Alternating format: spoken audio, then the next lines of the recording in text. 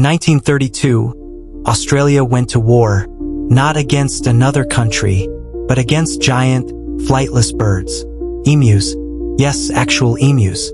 After World War I, thousands of Australian soldiers returned home to become farmers. But by 1932, a new threat emerged on their lands. Over 20,000 emus migrated inland, tearing through crops like feathered bulldozers. Desperate, the farmers called the government.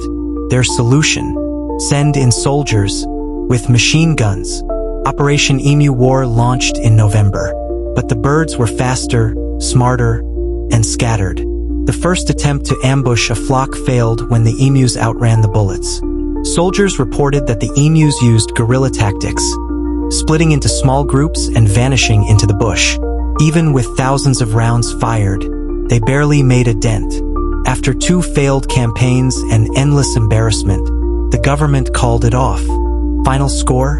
Amus, un humans, 0. To this day, the emus still roam free, and the Great Emu War remains one of history's most bizarre defeats. And do not forget, like, share, and follow for more strange true stories.